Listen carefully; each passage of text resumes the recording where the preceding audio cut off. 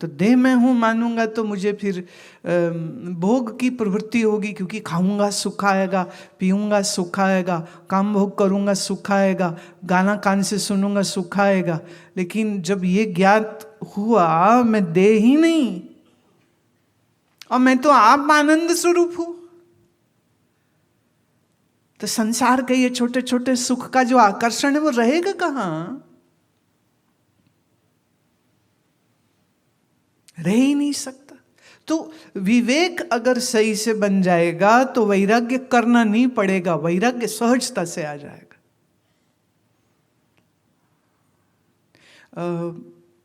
पूज्य स्वामी शिवानंद सरस्वती जी महाराज के बारे में ये बता रहे थे कि गुरु पूर्णिमा पर उनके हजारों भक्त, उनके सन्यासी, उनके ब्रह्मचारी सब पूजन करते, सब पूजन तिलक करते, माला करते, सब होता।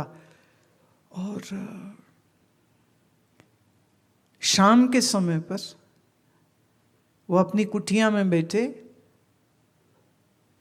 और अपना ही जूता लेके अपने को मार रहे हैं और पूछते हैं इसमें मजा आया था कि पूजा में मजा आया था, किस में मजा आया था? खुद ही प्रश्न कर रहे हैं, खुद ही उत्तर पूछ रहे।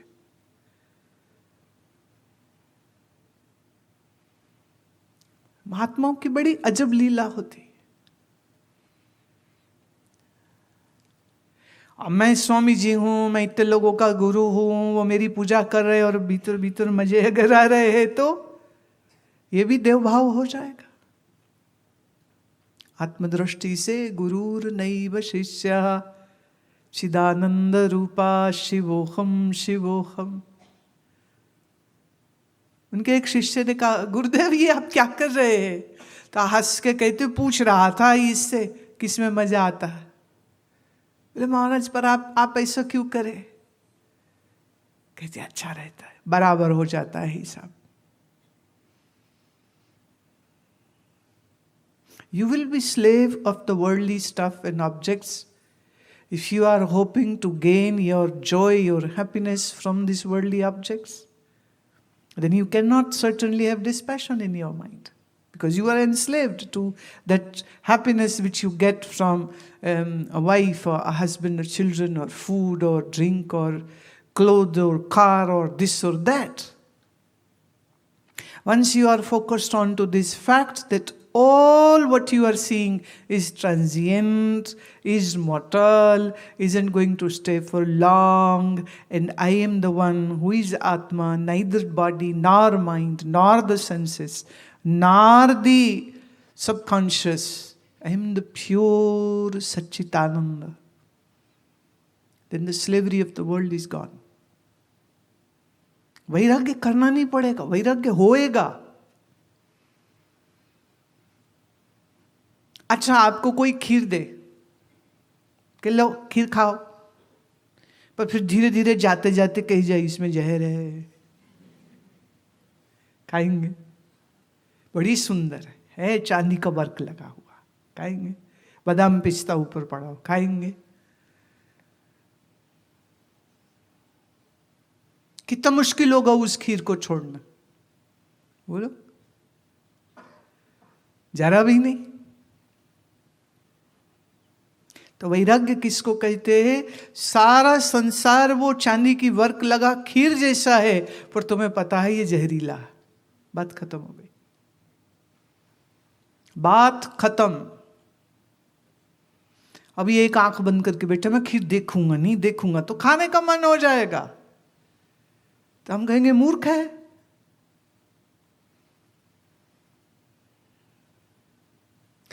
शिष्टाचार के नाते जैसे श्री लक्ष्मण जी ने कहा था अपने भाई राम से, जब उनने दिखाया कि ये देखो ये प्रिय सीता के शीश का, उसके बालों का ये श्रृंगार है, ये उसके कान का कुंडल है, देखो क्या ये सीता का ही है या किसी और का? सीता का अपहरण हो गया ना। रामचंद्र जी दिखाते जो वो हनुमान जी ने जो जेवर उनको मिले थे वो सारे दिए, तो लक्ष्मण जी कहते हैं कि भैया मैंने भाभी के चरण ही हमेशा देखे हैं, मैंने कभी आंख उठा के उनके चेहरे की ओर भी नहीं देखा है, तो मैं कैसे बताऊं ये उनके हैं या नहीं है। हाँ, उनके पांव की पायल होती तो मैं जरूर पहचान लेता। ये शिष्टाचार है, ये उनका सम्मान है, ये उनके मन का भय नहीं है, ये उनके मन की कमजोरी नहीं है। तो हम बरबस अपनी इंद्रियों को रोकें और मन फिर फिसल जाए, इसको वैराग्य नहीं कहते हैं। हमारा इंद्रिय जाना ही नहीं चाहता जिस विषय भोग की तरफ, और मन उसके बारे में सोचना भी नहीं चाहता है, इसको वैराग्य कहते हैं। See, you cannot forcefully pull your mind away from the worldly sensual objects. There are, traditionally, in the conservative way, they will use the method of keeping your senses away from those tantalizing sensual objects. And the other way is that you enlighten your ability to discriminate in between asat and sat, in between truth and untruth. And then with even the open eyes, everything is in front of you, but yet it won't lure you into that. So there is no forceful suppression happening. There is understanding which is happening.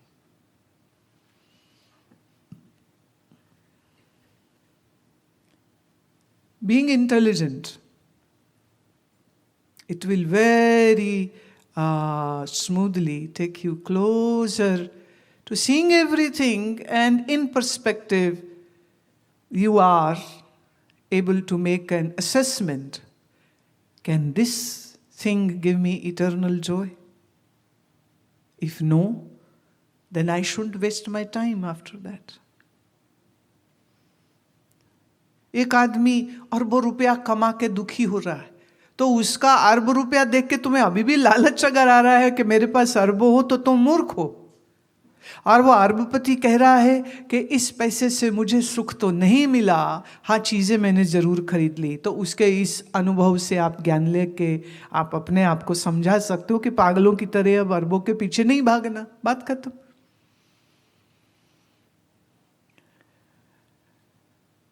Just remember this. Just see the beautiful lives of Sri Krishna. Duryodhana is a prince, a very powerful man.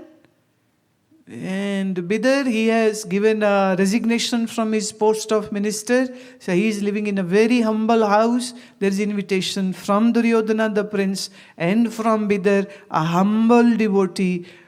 Whom invitation does Sri Krishna accept? Not Duryodhana. Rich, powerful prince? No. Sri Krishna goes to Bidar's house. And after listening this, if you wish to become a Duryodhana, then what to say then? And after listening this, if you want to become like a Bidar, you have taken a good understanding out of it.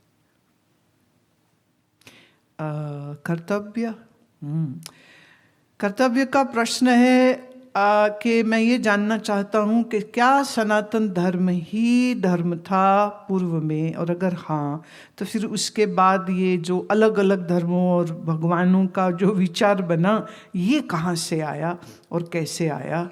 अगर आप मुझे समझाएं तो ये बहुत, it will be great. Okay, so here I go with the great thing. Sanatan मतलब eternal.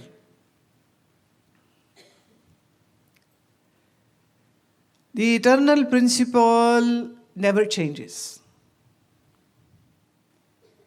And we have an understanding that the Vedic knowledge is not a man-made thing, it is also eternal.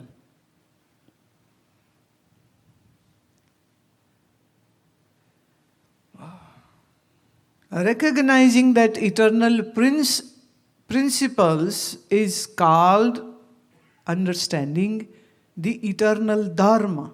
What is dharma? The intrinsic nature of anything is called the dharma. Let's say, this is a flower, and the nature of this flower is what? It is colorful, it is soft to touch, it has a nice smell to it. What is the intrinsic nature of water? It's flowing, it is colorless, and it is sweet to drink. That which never changes. What is the nature of earth? It is heavy, it has gravity, and it gives us support to all living beings, and animate and inanimate. That's the nature. Similarly, what is nature of the divinity? Sat, Chit, Ananda Vyapak. Sat, truth. Chit, ever conscious. Anand, ever blissful. Vyapak, omniscient, present everywhere. Now this is the eternal guna of God. Our word is Parabrahma. Para means greater, Brahma means big. So word Parabrahma is not Parabrahma. Parabrahma word is denoting about that existence which is, again I have to explain, ever bliss, ever truth, right? Ever conscious. What is the eternal truth of your body? Decayable. It takes a birth, it grows, it gets sick, it dies. Right? This is the eternal nature of your body. And all the worldly stuff. Right? So when we go into depth of intrinsic nature of everything, that which helps us to understand all is called Sanatana Dharma. God is not a fictionalized character created by somebody's imagination. Now then, why different religion? Because every region on this earth, wherever the humans were, they are going to think about who is running this world, how is it running, from where did it come out from, who created it? Because man, woman gave birth to child, the man wonders, women wonders, who created us? Parents, who created parents? Their parent. But when did it started, this whole nonsense? Say, any human who had been in any part of the world, today or tomorrow, they were thinking about it. Then as per their own understanding, they thought, okay, this should be God. Like in many tribal areas, they thought the lightning is God. When it thunders and lightning would happen, oh, that's God. For some, nature became God. Yeah. So these all different ideas about God came from that mind which was searching for the answers.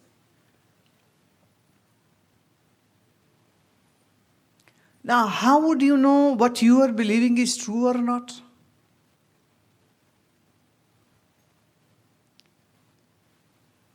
There comes the answer.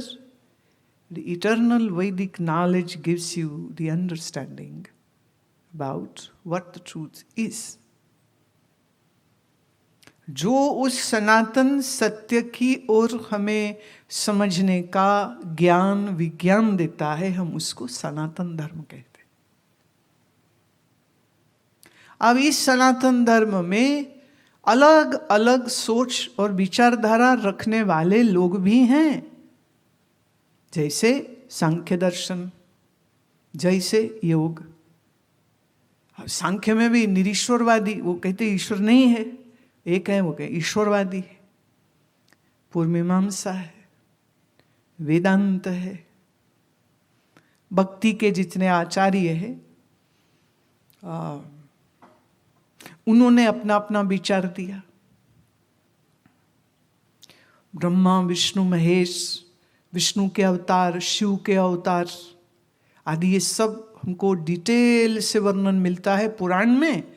लेकिन सनातन सत्य ईश्वर का, परमात्मा का स्वरूप क्या है, यह जानने के लिए हमारे पास उपनिषद है। और हम उपनिषद को अपौरुषेय कहते, पुरुषकृत नहीं है। जैसे एक ने कहा, एक बड़ा अच्छा एक विचार किसी ने दिया, तर्क दिया उसने, बोले ईश्वर के बारे में हमको ज्ञान मिला तो पता चला ईश्वर है, और ईश्वर ने ही ज्ञान बनाया।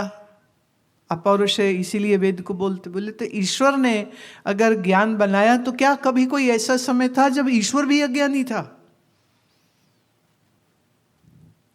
विचार है ये।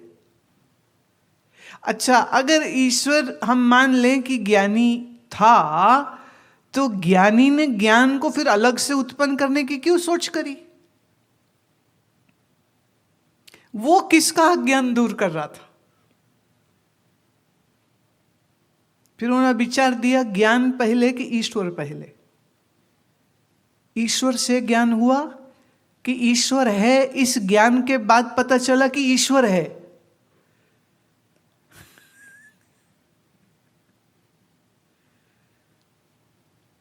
तो ईश्वर से ज्ञान हुआ कि जैसे सूर्य से किरणें आई, तो ऐसे ज्ञान ईश्वर से आया। तो ज्ञान की कितनी मात्रा चली गई और पीछे कितना ज्ञान बचा? इन सब विषयों पर जो हमें जागृति देता है, समझ देता है, हम उसी को सनातन कहते। तो सनातन धर्म किसी नवीन ईश्वर की सृजना नहीं करता है, जो है सिर्फ उसके बारे में समझाता है।